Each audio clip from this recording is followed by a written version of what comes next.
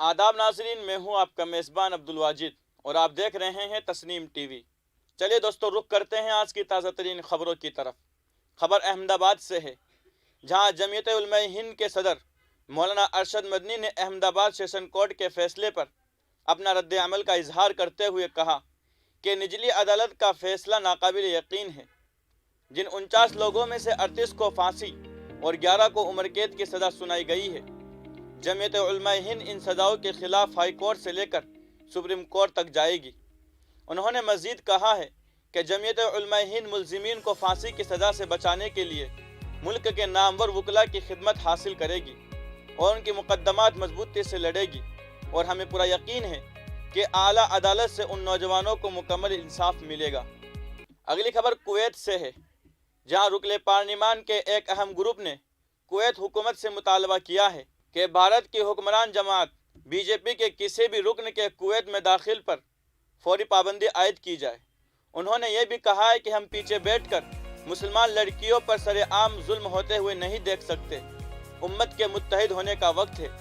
कांग्रेस के रुकन पार्लियामेंट शशि थरूर ने जुमा के रोज कुवैती वकील का वो ट्वीट शेयर किया है, जिसने एक खत भी पोस्ट किया गया है, जिसमें दावा किया गया है कि कुवैती पार्लियामेंट्रियन ने कुवैती हुकूमत से कहा है कि वो भारत में मुस्लिम लड़कियों पर जुल्म सितम को देखते हुए मुल्क में बीजेपी के किसी भी लीडर के दाखिल पर पाबंदी आयद करे। अगली खबर उत्तर प्रदेश से है, जहां समाजवादी पार्टी के रहनुमा और साबिक वजीर अहमद हसन का इंतकाल हो गया है। लखनऊ में इलाज के दौरान उन्होंने आखिरी सांस ली। उनकी उम्र 88 बरस थी। अहमद हसन एसपी हुकूमत में सेहत और तालीम के वजीर रह चुके हैं। अहले खाना ने बताया है कि उन्हें लखनऊ के डॉक्टर राम मनोहर लोहिया अस्पताल में दाखिल कराया गया है।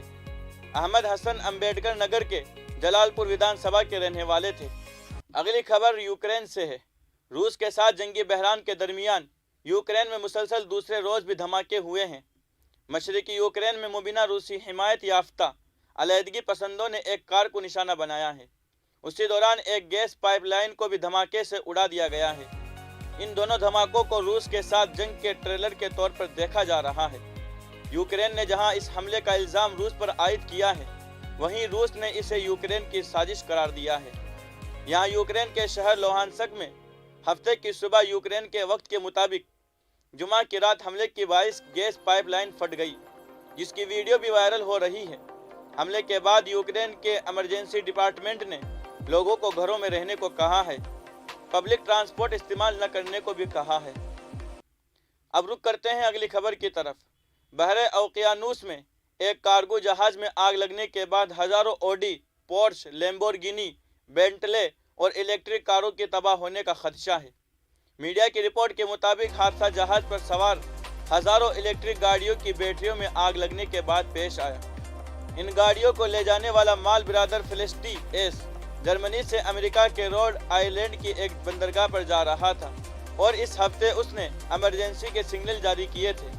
बहरिया की जानिब से जारी करदा एक बयान में कहा गया है कि कार्गो जहाज के अमले के 22 अरकान को तीबी इमदाद की ज़रूरत नहीं है। उन्हें एक मकामी होटल में ले जाया गया है। उस आग की वजह से अब तक आलूदगी का कोई मसला नहीं देखा गया है। अगली खबर जम्मू कश्मीर से है, जहां बीजेपी के तर्जुमान जेके अल्ताफ ठाकुर ने आज बीजेपी हेडक्वार्टर बांडीपुरा में प्रेस कॉन्फ्रेंस से खिताब किया, जिसमें उन्होंने हदबंदी कमीशन की रिपोर्ट की हिमायत की और कहा कि इसमें तमाम इलाकों को बराबर बराबर का हिस्सा दिया गया है। उन्होंने मजीद कहा है कि हदबंदी रिपोर्ट आबादी की बुनियाद पर नहीं बनाई गई है, बल्कि दीगर पहलुओं को भी मद्देनजर रखकर रिपोर्ट तैयार की गई है। इस मौके पर उन्होंने सहाफ़ियों के एक सवाल का जवाब देते हुए कहा कि भारतीय जनता पार्टी हिजाब के मामले की हिमायत करती है और हम ये भी मानते हैं कि मजहब में किसी ज़रूरी चीज़ पर पाबंदी नहीं होनी चाहिए।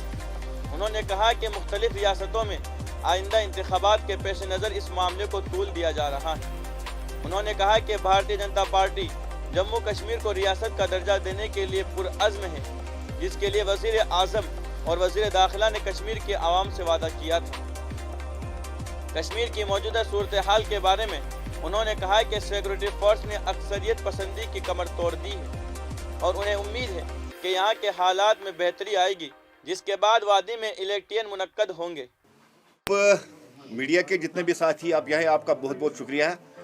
जैसे कि आपको पता है कि हाल ही में जो डिलिमिटेशन का जो ड्राफ्ट सब मेंबर्स को दिया गया, आज मैं उसी पे बात करने के लिए आया हूँ। आपने देखा होगा कि जो पिछली डिलिमिटेशन थी, उस डिलिमिटेशन को कराने का जो उनका मकसद था वो अपने हिसाब से अपना वोट बैंक बनाना था। लेकिन आज की जो डिलिमिटेशन हुई है, इसको आप साइंटिफिकली, मैथमेटिकली जिस हिसाब से भी देखेंगे, इसमें एक बाउंड्री तय की गई। और सबसे बड़ी बात है, देखिए पहले जो कॉन्स्टिट्यूंसी होती थी उसका आधा हिस्सा किसी और डिस्ट्रिक्ट में हुआ करता था और आधा हिस्सा किसी और डिस्ट्रिक्ट में हुआ करता था। और आज जो बेस बनाई गई वो पटवारी हल्का को बेस बनाकर आज की हदबंदी की गई है और कॉन्स्टिट्यूंसी विद इन कॉन्स्टिट्यूंसी ही रहे, इसमें ये पैरामीटर्स तय किए गए हैं। हदबंदी कमीशन जैसे कि आप जानते हैं एक आज़ादाना इदारा है जिसपे हुकूमत का कोई कंट्रोल नहीं है। एक एरिया लिया गया, उसको कम्युनिकेशन बेस बनाई गई, उसकी जोग्राफिया, उसका एरिया बेस बनाया गया और जम्मू में 60 सीटें बढ़ाने की जो सिफारिश की गई और कश्मीर में 1 सीट है। इससे हकीकी तौर पर अब जब देखा जाए तो जमहूरियत को दुरुस्त किया गया। हदबंदी कमीशन कानून के इतलाक और उसूल जैसे जोग्राफियाई खत्तों को उन्होंने मद्देनजर रखकर इस हदबंदी को करार पाया। से कोई आर्डर नहीं आया है कि हिजाब को बैन किया जाए, कोई भी आर्डर नहीं है। हम दुनिया की सबसे बड़ी डेमोक्रेसी में रह रहे हैं और यहाँ right to speech, right to expression और क्या आप पहनोगे उसकी आज़ादी है। दुनिया भर के लोग हिजाब पहन के आते हैं। जहाँ कर्नाटका आप कह रहे हैं, देखिए ये स्कूल और वहाँ का के कोर्ट का मसला है, उसमें फंसा हुआ है। लेकिन जहाँ तक मेरी राय है, वैसे तो मुस्लिम, एक मुसलमान, मैं हिजाब की सपोर्ट करता हूँ क्योंकि मेरे मजहब में लिखा है, मेरे इस्लाम में लिखा है हिजाब पहनना है। वैसे तो एक मुसलमान मैं हिजाब की सपोर्ट करता हूँ। और जहाँ तक देश के प्रधानमंत्री की बात है, उन्होंने 130 करोड़ हिंदुस्तानियों की बात की, उन्होंने सबका साथ, सबका विकास और सबके विश्वास को चलने की बात की है। कहीं गवर्नमेंट की तरफ से नहीं है। हम उम्मीद करेंगे कि कोर्ट की तरफ से जो अभी वहाँ चल रहा है उसमें भी कोई राहत मिल जाए और जो ये एक कंट्रोवर्सी बनाने की कोशिश की जा रही है। और आप कुछ पॉलिटिकल पार्टीज एजुकेशन सिस्टम को भी क्रिमिनलाइज करने की कोशिश कर रहे हैं, क्योंकि जो इलेक्शन अभी चल रहा है इसलिए कुछ पॉलिटिकल पार्टी इस पर जोर दे रहे हैं और ये भी हवा दे रहा है, जैसे कि रिपोर्ट्स में भी आ गया। हम यही चाहेंगे, अपना मुल्क है, यहाँ हर एक शहरी चाहे वो हिंदू हो, मुसलमान हो, आज़ादी के साथ रहे, अपने मजहबी फराइज जो है उनको अच्छी तरीके से अंजाम। यही भारतीय जनता पार्टी का एजेंडा है, यही भारतीय जनता पार्टी का। लिए आप बेस नहीं बन सकते। आप उस इलाके की कम्युनिकेशन, उस इलाके की जोग्राफिया, उस इलाके की कम्युनिकेशन को लेकर और एक जो एरिया और रुकबा है उसको भी बेस बनाया जाता है, उस पर भी डिलिमिटेशन की जाती है। और आपको भी याद होगा, अगर कहीं से माइग्रेशन हुई, वो कश्मीर से माइग्रेशन हुई और जम्मू लोग चले गए, इतने पंडित वहां से चले गए, यहाँ मुसलमान चले गए। इसलिए 2011 की सेंसस के बाद जम्मू के हालात बहुत बदले और वहाँ की आबादी में बहुत ज्यादा बढ़ी। अब रुक करते हैं अगली खबर की तरफ। अंडरवर्ल्ड डॉन और मफरूर गैंगस्टर दाऊद इब्राहिम भारत पर हमला करने की मंसूबाबंदी कर रहा है, इसलिए उसने एक खुसूसी यूनिट बनाया है। नेशनल इन्वेस्टिगेशन एजेंसी ने कहा है कि दाऊद की हिट लिस्ट में कई बड़े बड़े लीडर और बिजनेसमैन शामिल हैं। दाऊद की असल तवज्जो दिल्ली और मुंबई पर है। फिलहाल की खबरों में इतना ही। मुल्क और गैर मुल्क की तमाम खबरें जानने के लिए देखते रहिए तस्नीम टीवी, आपके मेज़बान अब्दुल वाजिद के साथ। अल्लाह हाफिज़।